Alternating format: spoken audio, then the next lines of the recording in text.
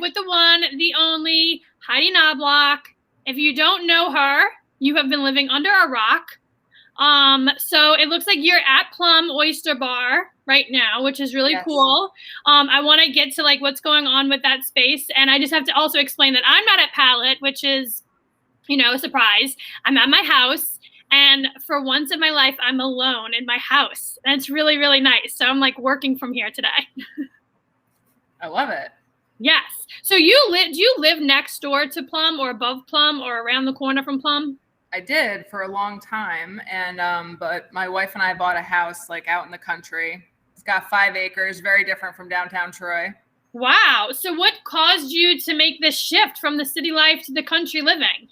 Yeah, we actually thought we would keep the apartment here and just kind of like do a half and half, but we just love it so much out at this farm that we're just kind of staying out there. It's awesome. We've got like a goat shed, no goats yet. So, I mean, is that like, tell me what the plan is. There's got to be a plan. There's going to be goats. Is there going to be like milking of the goats? Are you going to turn into a farm like and do, are there vegetables? Well, we're elder millennials, so we definitely thought that, we needed to buy a farm during COVID. That was like, I think a requirement. It was like either that, a puppy or a baby. And so we elected for, the country home. It's a small house. It's like not anything big or anything, but we just love it so much. And so, one of my staff members at Plumb Oyster Bar was like, listen, man, goats, cocktails, do a little goat yoga with some cocktails. That can be your new thing.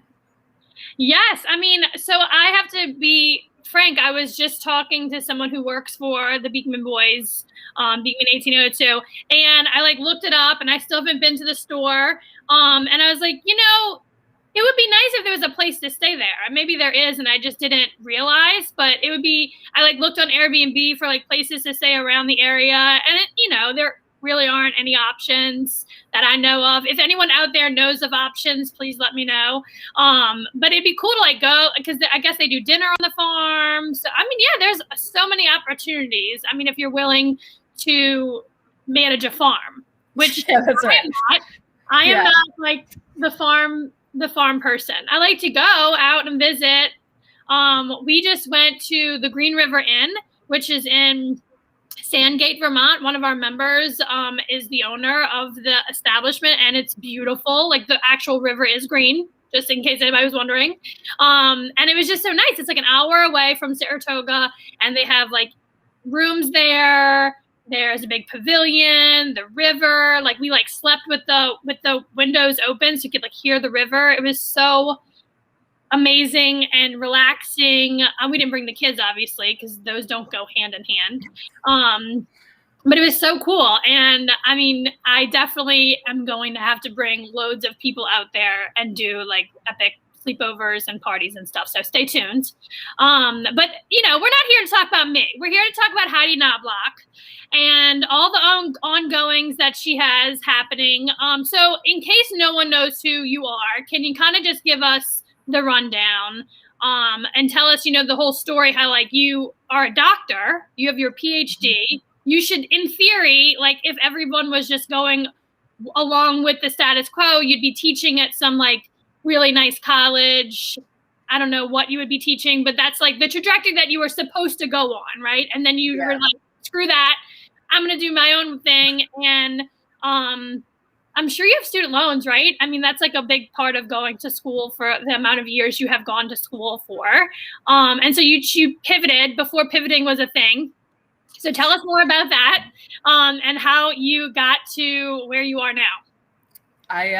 So I will say like the best part about PhD programs. So I only applied to PhD programs that would pay me during school. And that was like the deciding factor of why I chose to go to Yale, because they paid the most money per year. So it was great. I didn't have to pay any tuition and got a pretty okay salary, like more than I was making anyplace else. So that was pretty good. And, but yeah, I think my story is like super weird. Anybody that wants to talk more about it, we can, but like the short version of it is that I kind of grew up around Troy, upstate New York, and went to the University of Rochester And after some time in New York City, went to Yale University for a PhD in the history of science and medicine, which is a fascinating topic that I actually just emailed an archivist last week because Yale bought this collection, the Stanley Burns collection, which is a collection of medical photographs that was pretty integral to my dissertation, but was held in a private collection until Yale bought it. So I emailed her and I said, like, hey, can I get down there? Because I'm, starting a few new things in the fall, and I'd really like to get down there in August. And she said, well, I can't go because of COVID, so I can't go until October, which is a bummer. But I still really care about that stuff. But the problem for academia with me is that it was super small. So, and what I mean by that is that arguments that I did care about, like, did Reed Bonteque take the photographs at Harwood Hospital of the wounded Civil War soldiers, or was it a photographer that took those? Like, me and historians would get in like drag out fights about that argument. I think I won, but we would get in drag out fights about that, but it was still kind of super small for me. So I taught at Bard College for a year, and we moved to Troy, my wife and I, with the intention of me commuting to Bard. And I was here for 3 weeks, and I saw that restaurants were like really changing the landscape of downtown Troy. So I opened Plumb Oyster Bar, which has been super rewarding and fun. And then from Plumb, started getting involved in economic development and worked for Pioneer Bank for a bit. I recently left Pioneer, and I'm on to another venture. And I know. Okay, wait, time out, because your internet connection is trickling in. So I have to like repeat this back to the audience here, make sure they got that you recently, you've been kind of in the economic development scene in the Capital Region at large. I know that I certainly knew of you before I opened Palette. Probably about 5 years ago is when I started to hear about this Heidi Knoblauch person, and started to follow you. And I went to like a Biz Lab lunch where you were speaking, and then a Women at Work event too. So like you've been at that sort of thing. And then you had started to work at Pioneer Bank as like this liaison between small businesses and the banking world, which I thought was like such a great fit. I love that there was someone at Pioneer Bank to call, to talk to, that could understand what I was going through as a small business owner. And then that's kind of like where we started to become friends. So what you just said, though, is that you left Pioneer Bank recently for another venture, and your face is frozen. Your face is frozen, but we're live, and this is what happens when you're live. So we get to hear you if you want to tell us where you're at now or what you're up to. Yeah, sure. Can you hear me okay? Yes. Okay, that's awesome. Catherine, I feel like I'm so sad that I'm making this announcement as my internet is glitchy. Do you want to hang up and come back? I do want to hang up and come back, but I'm going to dance, a little ditty. Yeah, that's right. I feel like, and so just question though, it did not work on the phone, correct? Well, look, you're back. I'm back. We're live, people. This is what happens. You have to just kind of go with the flow, and you never know what's going to happen. So you are back. Looks like you got a 10 out of 10 connection here, and I am hanging on the edge of my seat, about to freak. What are you doing next, Heidi Knoblauch? I know, I'm doing this like weird internet glitchy thing on purpose. I'm joining Redburn Development as their VP of Asset Management. So wait, are you like my new landlord in Schenectady? No. Am I considered an asset to Redburn? Yeah. Oh my gosh. Okay. So this doesn't really surprise me. You and Jeff Buell have like been buddies for some time, and he likes to keep his friends close. So tell me more about how this came about. Yeah. So I left Pioneer without having another job, which I will say to people is that, I feel like women especially are given like very poor advice, which is like, don't let go of one monkey bar before hanging on to the next, And so it's like, get a job before you leave a job. I've like never believed in that philosophy, which is really good because when I left Pioneer, a bunch of people, once I told them that I was leaving, they were like, oh my gosh, we would love for you to do this for us or do this for us. And so it made me like really think about my options and opportunities. But I was sitting with Jeff at lunch and we were just sitting across from each other and I was just like, yeah, like, I don't know exactly what I'm going to do yet, blah, blah, blah. And it was like he had this like light bulb moment on his face and he was like, oh my gosh, I have a great idea. And he called Tom and Elizabeth like right in that moment. And I was like, Jeff, I don't know, like we're such good friends. And, you know, and so, and then I was like, okay, well, like, let's see. And so I had a conversation with Tom and Elizabeth and Jeff, really great, engaging conversation. I went home. That conversation was on a Friday, luckily for me, because I went home over the weekend, did a little like researching on how I thought that I could be helpful to the company, and on Monday accepted the position. So, okay, there's a lot to unpack here because, like, first of all, explain like Redburn Development is my landlord in Schenectady. Obviously, they're in real estate development, economic development. They go after grant money. They do all sorts of things. Big vision, big projects. And so tell me, like, what your perspective of Redburn is. And like, how did you meet Jeff? I mean, did you know Jeff before Tom? I mean, like Elizabeth is like a package deal here. So did you meet them all at the same time, or did you have a relationship with Jeff first? And it kind of like bring me through that user experience. Yeah. So, I started kind of hanging out with Jeff like pretty soon before the pandemic. And so in 2019, I was basically like, hey, listen, we're going to be friends. And he was like, okay, I guess. And, but during the pandemic, he would ride his bike over to Plumb Oyster Bar like almost every day. And so, every day we would kind of just sit around and like, just talk about the future of the region. Jeff, Jackeen Hoke and I decided we were going to get dinner every other week during the pandemic to just kind of talk about basically how to influence things in the region, which was like super awesome. And so Jeff and I became really close during the pandemic, and it's like a really cool pandemic story, actually. It's like an awesome, it's a, you know, my staff would always say like, oh, there's BFF Jeff. And so, yeah, our friendship really solidified during COVID. He is like, I just have to tell you, I heard him speak at another Biz Lab lunch, which I wish they would start doing these again because they were super fun to like, it was great networking opportunity. You got to hear from somebody local. And I remember that was the first time that I'd ever heard of him or seen him speak. And actually Nicole Snow brought me as a guest. That was the first time I went to Biz Lab event Jeff was speaking. And he did talk a lot of shit about Saratoga. I have to be honest. He was like, Saratoga, you know, he's like got his opinions of it. But I was like intrigued, and I was like, this guy seems like too good to be true. Like he's just big talker. And I literally was at the same time like opening Palette in Saratoga. Becky Daniels was somebody who joined Palette Saratoga, living in Schenectady, being like leader in Schenectady.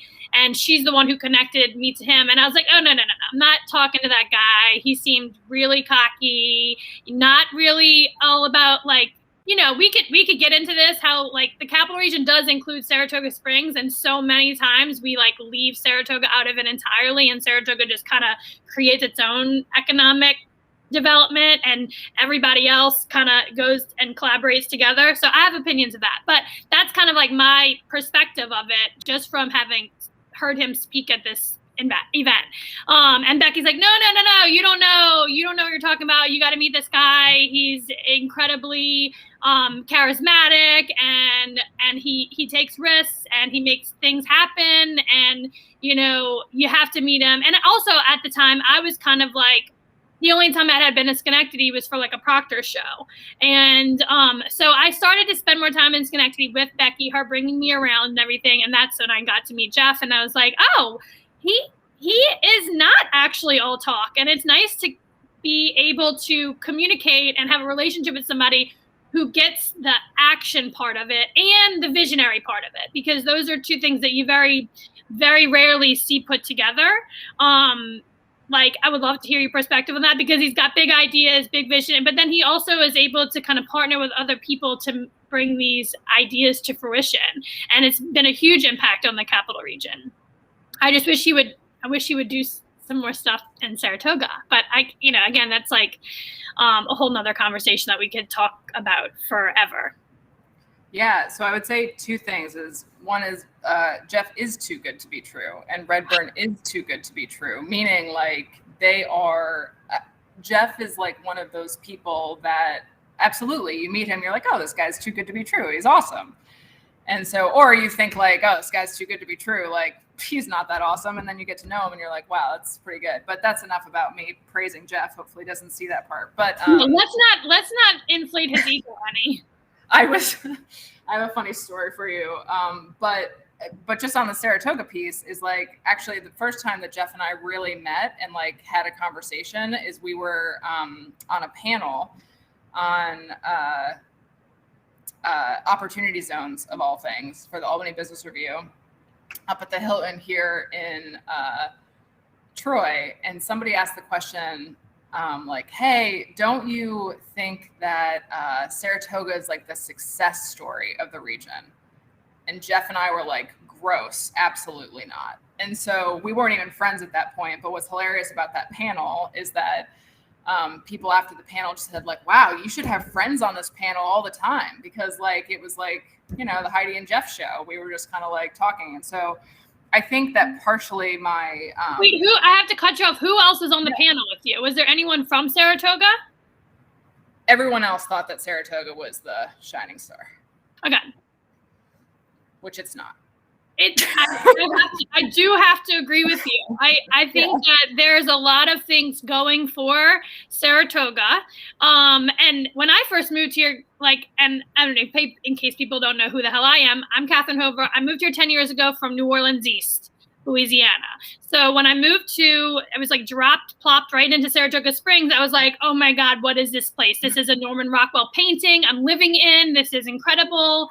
And I just think that will only take Saratoga so far, And I remember saying this, like, right when I was opening Paint and Sip, which we'll be celebrating about 10 years in next April.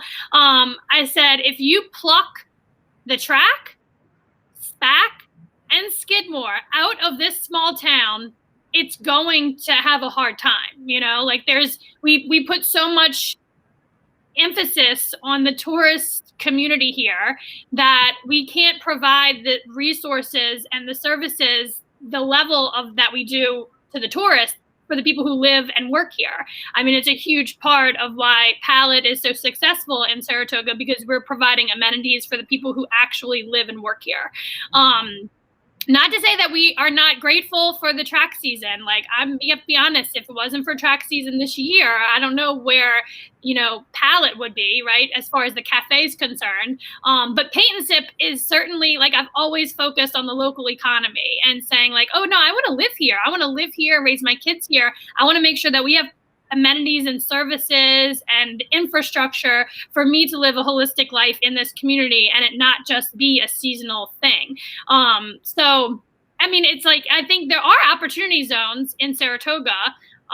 It's just the value, the property value is so high. Mm-hmm. And you're frozen again. Oh no. Was I frozen, or was I just paying really extra close attention to you? Maybe you were so focused on what I was saying. Right. So at least I can still hear you. So you can tell me what you think of all that. Yeah, I guess, like, I don't know. I feel like there's not a ton of, I don't have a ton of interest in Saratoga, but I think it's like lovely to go visit sometimes, right? Like, I think sometimes we elongate the capital region to include Saratoga because of its tourist appeal. Yeah, I mean, why not, right? I mean, why not be able to bring people up here and on a long weekend, there's certainly things to do. Like the region is vast. What is it, like 1 million people live in? Is it 100-mile radius of? Yeah. And you consider the capital region like the Adirondacks or Saratoga into like Hudson? Are you one of those people that's like? Yeah. I think that my feeling on, first of all, I don't like the term capital region. Oh. I know. So we really got to get to like the root of it. I don't like the term capital region. The capital region is Washington, D.C. Okay. So it's Albany, right? Like when you're traveling outside of someplace, and you might say Saratoga, like there's a small portion that would say Saratoga Springs because like people know it because of the track. But when I go traveling, I don't say I'm from Troy, New York. Or if I do, I say I'm from Troy, New York. People say, where's that? And I say, oh, it's near Albany. And they say, oh, right. I don't ever say I'm from the capital region because they would have no idea where I was from. Well, it's the same problem, though. Like, you can't just say upstate New York, because I literally was just talking to someone who moved upstate from the city, and they're in Kingston. And I'm like, okay, there's further upstate. And I would go on to say that there's more upstate than just more land. There are things to do here that are really awesome. Yeah, and Albany is the state capital, so there's no chance that you're ever going to have Troy be the place that you say you're from, or Schenectady. It's always going to be Albany. So, No, I don't agree with you. I beg to differ, ma'am. Where do you say you're from when you travel? I say Saratoga Springs, but that's just because I am from Saratoga Springs, and I say that I'm 3 hours north of the city, 3 hours south of Montreal. Okay. You don't mention Albany at all? No. Ew. I mean, not ill, but like, no one, I'm from the South, so people know New York City. I mean, my mother still thinks, she says New York, they think New York City. Like when she talks to her girlfriends, like, oh yeah, Catherine lives in New York. They don't think New York State, they think New York City. So when I go home, I have like an explanation, explaining to do. I'm like, no, I'm way north of the city. And I don't ever say capital region. No. If anything, I say upstate. Yeah. Yeah. Okay. We are getting off topic.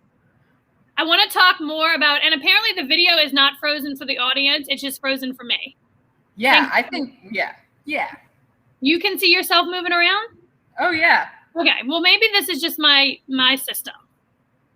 Okay. I want to talk more about you joining the team at Redburn.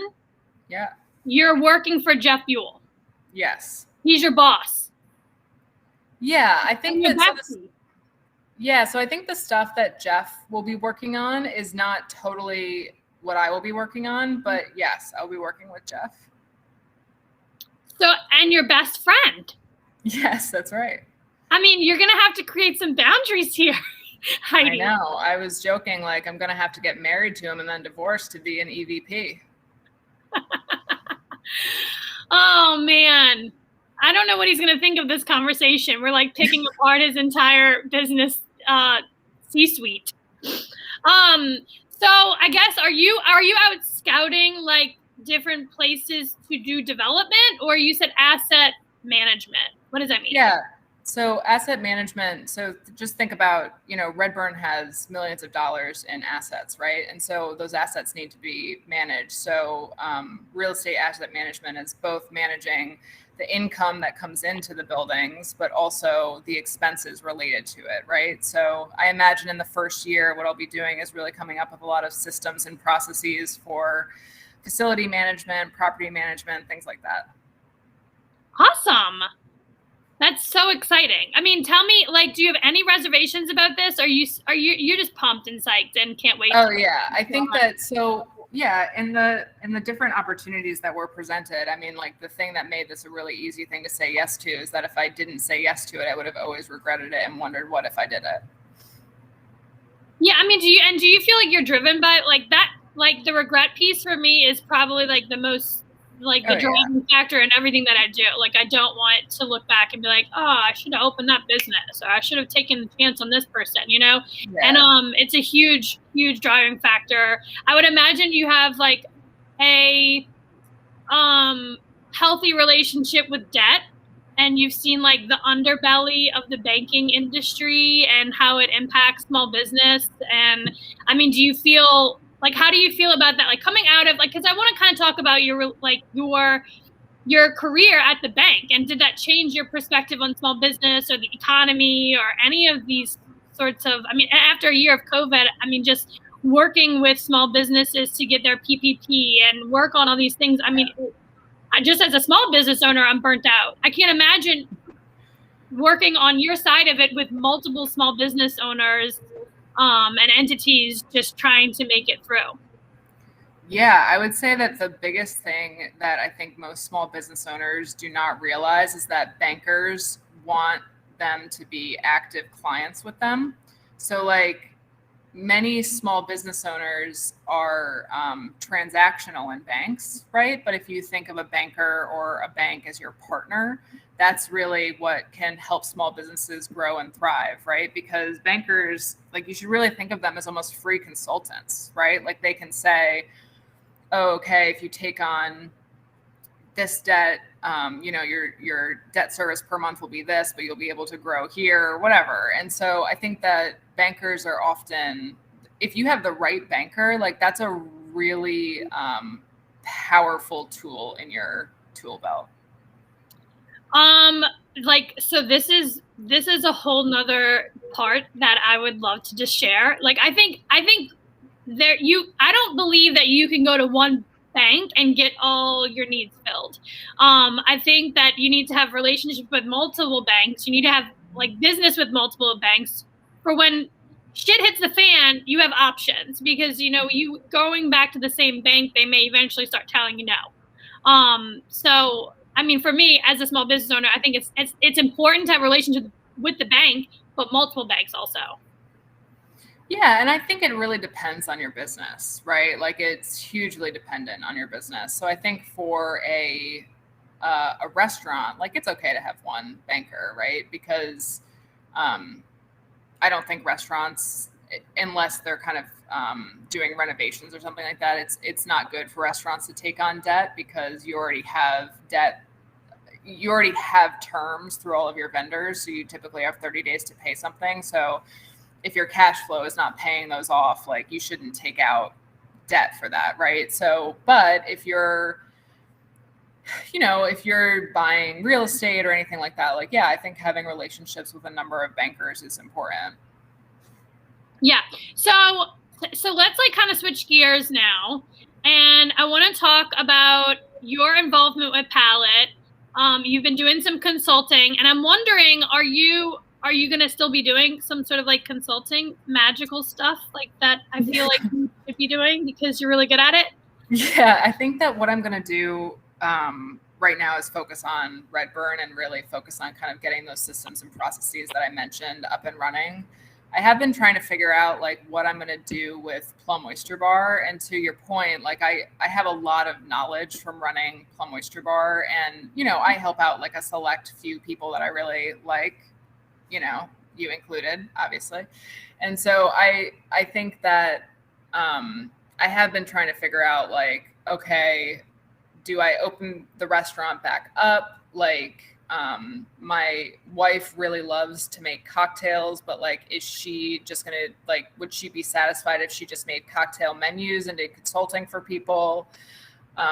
For those of you that don't know, my wife is a badass attorney. She's a commercial litigator and works on some energy regulatory stuff with Greenberg Traurig, but she also really, really likes coming up with cocktails for the restaurant. And so as we're trying to figure out like, okay, what's the next revenue stream for the restaurant? Is it us being open and serving cocktails and oysters, or is it us kind of, you know, selling our knowledge about cocktails and oysters? Like, what is that going to look like?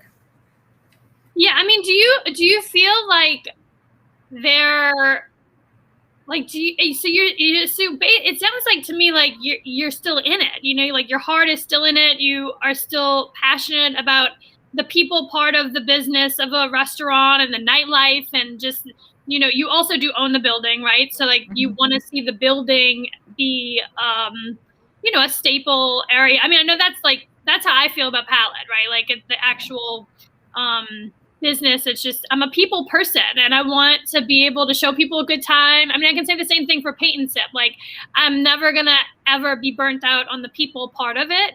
And it's like, I love to feed people. I love to see people gathering, all those sorts of things. And it is still possible to do this during COVID, even if there is like another, you know, wave of what have you. It's just, but do you feel like when you're starting to think about what your best use of time is, the business, the restaurant part of it, and the nitty gritty, the day to day starts to just drain you?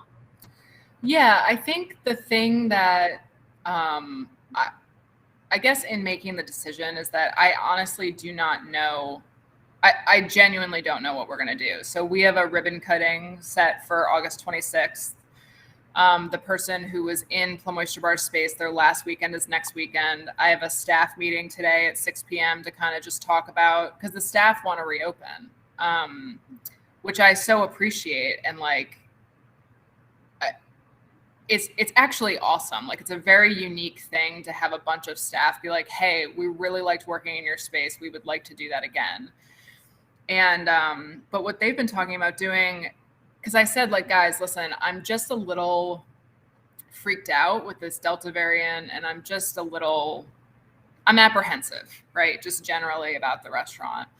And so I had a meeting with someone last night, and she said, like, Heidi, listen, the original vision for Plumb Oyster Bar was to do oysters, cocktails, and grilled cheese. Like, that was the original vision. Like, look at the Times Union articles on Plumb Oyster Bar. That was the original vision. Let's just do that. Yeah, back to basics. Back to basics. It's not difficult. And I said, like, okay, well, how about we make it like really basic? And for the first little bit, just do 2 hours on Friday and Saturday with just oysters and cocktails, like a cocktail hour. And so I feel it's, how do I say this? Like, I'm really just trying to go with the flow and like see what happens. So if staff want to open it and like they're motivated to do that, like, sure, I'll see, you know, in the same way that Alex Goldman, who did Claremont successfully, I might add, he was very motivated to do it. So I was like, okay, let's do it. And so I'm really trying to go with the flow. But it's, yeah, the running a small business is super hard. So, I mean, you know that. And so I am worried about the, what you described as the nitty gritty, right? So, when, you know, it's just, it can be stressful sometimes, right? So, but I'm really trying to just do the next right thing.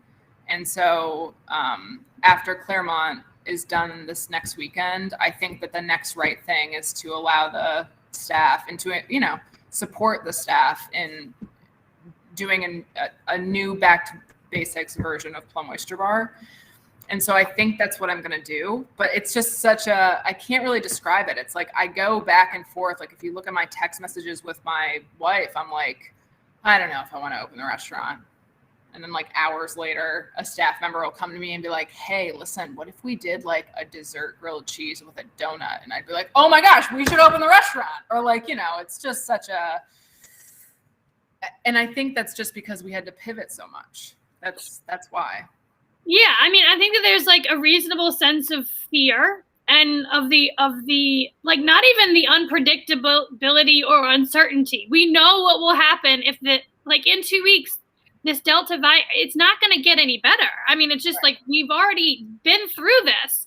It's incredibly triggering for me to be like, guys, we already know what's going to happen. You know, like, there may not be a shutdown, but like, the government doesn't need to shut down for us to be impacted as small business owners in the service industry, restaurant industry. It's like, people will, come into contact with this variant, and there will be an impact. And so and we already know like what that looks like. I mean, granted, it's like hope for the best that it's not as bad as it was, last winter or last fall, but like it's going to be impactful. And so it's incredibly triggering for me to, be really excited and positive going into this, like the rest of the year. It's like we have to brace ourselves. We have to think back to all the things that we did to get through it the last time and almost double down on those things as far as I'm concerned, find your people, find your spaces, find your community, put all those things in place so that you can get through it again, because you will be able to, and come out of it on the other side of this and be still standing. That's like my benchmark. Yeah. And I think that for me, I just feel really, really, really lucky that I have staff members who are actually the ones giving me the motivation. Like, yeah, absolutely. I mean, having good people around you, whether, for you it's staff, for me it's staff. I mean, I have a great team, and it's that is pivotal, to have people that are going to keep you moving forward. And I have those days too where I'm like, I'm done. I want to just go work for someone else. I just want to go get a job and have a paycheck. And like at a time when like everyone is hiring, it seems like it might be a pretty easy thing for me to just go out and get a job, but like at the end of the day, that's not me, so we'll keep moving forward, staying the course, doing the work that we're doing. And like just every day you gotta wake up and be like, let's go for it, yes. and go figure it out as you go, because there is so much uncertainty, right? Like it's like when is the ball gonna drop? It's gonna drop. When is it gonna be? And are you gonna be ready for it? Yeah, and I think that it's like a large part about consumer confidence too. So I do think there are some things that small businesses can do to make people feel more confident going into their space, right? But it's really hard if small businesses are the ones who are enforcing that. So, there's 2 coffee shops in Troy. One is requiring people wear masks and one is not requiring people wear masks, because the state isn't requiring that we wear masks. So when somebody can't go into one because they don't have a mask, they go to the other, right? And so I do think that although I do not want to shut down like there was before, I do think some uniformity in the way that we apply preventative stuff for COVID would be helpful. Yeah, I haven't talked to many people besides like my girlfriends in New Orleans. I know you have to show a vaccinated, like proof that you're vaccinated or a negative test within 72 hours of every business, every retail store, every restaurant, everything. And so, yeah, there are some people who are like, man, I'm not going to do that. I'll stay home. Okay, good. Stay home then, that's what you need to do. Do what you need to do to feel safe. And as far as a business owner goes, like I need to do what I need to do to stay open, right? And to keep my staff safe. And it's definitely a struggle and a challenge that we'll get through it. But it's just, I'm kind of feeling too where it's like, here we go again, And so it's kind of, I'm feeling better this week. Granted, it's only Monday, but last week I was like really struggling. I'm like, here we are again. This sucks. But what are you gonna do? Cry over it? And I think that's what I'm trying to embrace with this whole like, so people want to try serving cocktails and oysters for a couple hours. Like, why would I say no? Is kind of what I come down to. So it's almost the same thing with this. It's why would I prevent that from happening? Like, what's the point of preventing it from happening? And so, I think that this year has really taught me, like, you just have to keep doing the next right thing. And that, because there's going to be no way to predict the future. And there's just not. And so it's like, slow incremental steps. Oh, are you there still? I am. Okay. You know, Catherine, I'm beginning to believe it was your internet connection. Well, it says one stream is having difficulty, and I have 10 out of 10. You have 0 out of 10, but you're still here, so let's keep at it. I do have to jump off because I could talk to you forever, and I need to hold myself accountable to like the rest of the day and work. But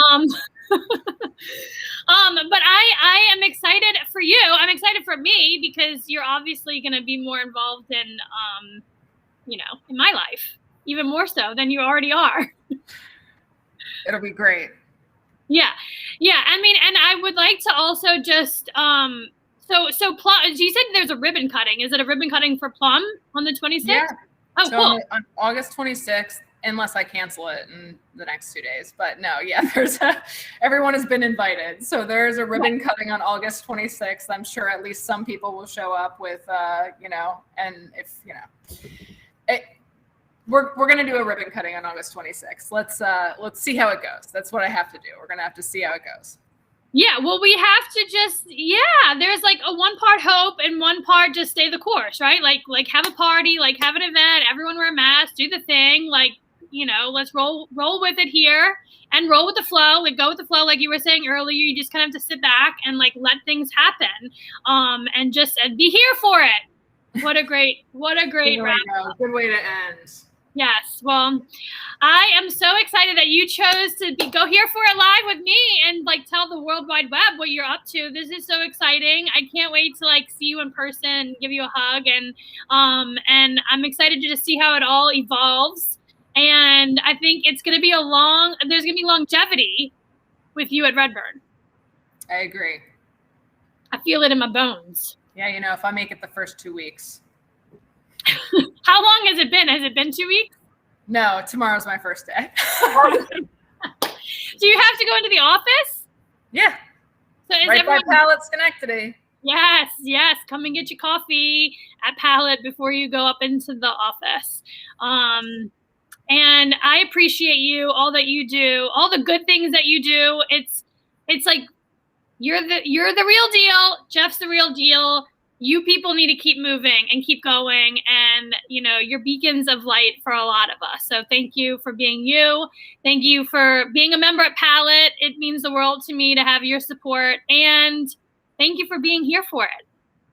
Thanks. All right. I'll see you soon. Bye. Bye.